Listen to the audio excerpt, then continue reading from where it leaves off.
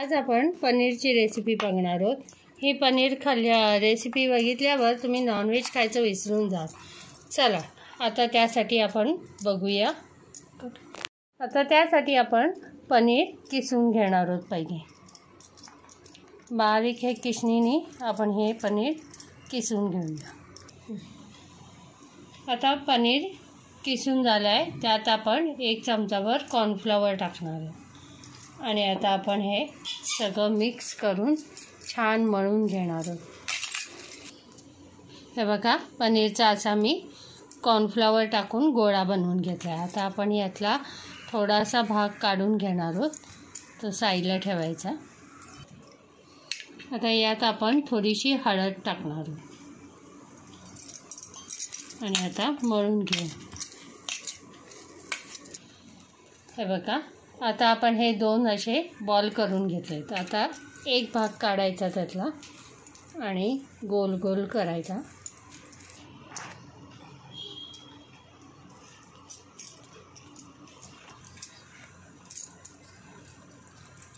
आता आपण ही अशी पारी आपण करतो ना मोदकाला, तशी हळूहळू करून घ्यायची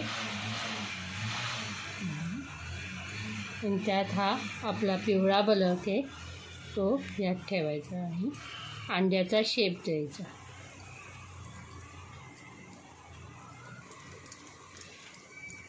हे बघा, असा अंड्याचा शेप द्यायचा त्याला।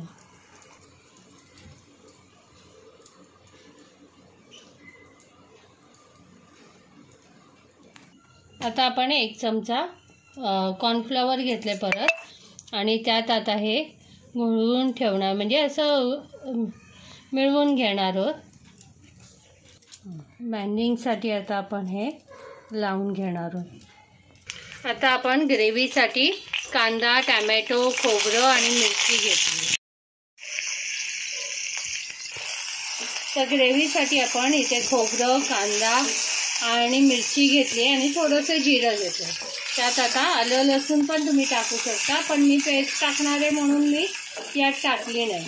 आणि हे आता आपण छान गोल्डन करून घेऊया आणि मग मिक्सरमध्ये वाटून घेऊया। आता आपण हे थंड करून छानपैकी बारीक वाटून घेऊया। आता आपण या तव्यात तेल टाकलं आहे। ही अंडी थोडीशी आपण व्हेज बनवलेली फ्राय करून घेणार आहोत।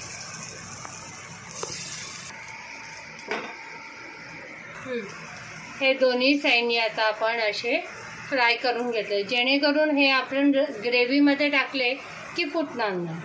आणि आपण तेल पण टाकलंय आणि थोडं बटर पण टाकणार आहे। बटर जास्त टाकायचं म्हणजे हॉटेलसारखी ग्रेव्हीला टेस्ट येईल। आणि बटर चांगलं वितळलं की त्यात आपण तेजपत्ता टाकणार आहोत। तुम्हाला गरम मसाले टाकायचे असतील तर गरम मसालेही टाका। आणि आता हे वाटण आपण छानपैकी यात परतवून घेणार आहोत।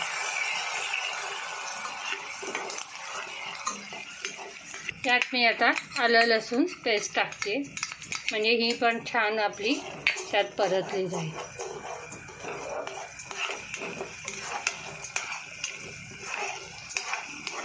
आता आपल्या वाटण छान परतून झालंय।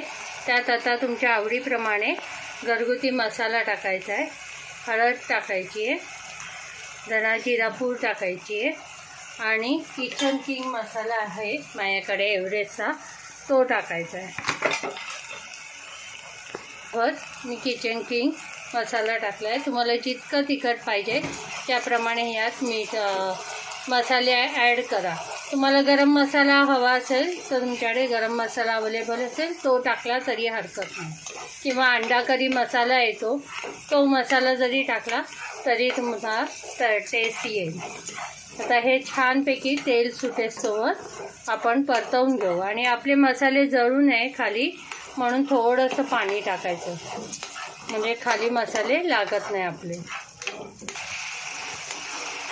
हे बघा, आता आपल्या ग्रेव्हीला छानपैकी तवंग सुटला आहे, तेल सोडायला लागले। मग ते वाटण वाटलं ना, त्याच मिक्सरच्या भांड्यातनं आपण पाणी घेतलं आहे, म्हणजे तेच मिक्सरचं भांडं पण धुवून जातं आणि त्यातलाच साईडचा मसाला आपला त्यात येतोय। आता ह्यात आपण चवीनुसार मीठ टाकून घेणार आहोत आणि कढीला उकळी आली की आपली अंडी जी आहे ती टाकणार आहोत. बघा ग्रेव्हीला किती छान असा तवंग आलाय. आता आपण ही अंडी आहेत ना फ्राय केलेली ती ह्यात सोडून घेणार आहोत. तुम्हाला जितकं पातळ पाहिजे ना तितका हा ग्रेव्ही पातळ करून घ्यायची आणि तुम्हाला घट्ट हवं असेल तर तुम्ही पाणी कमी घाला. आणि ही आता अंडी यात सोडायची आहे.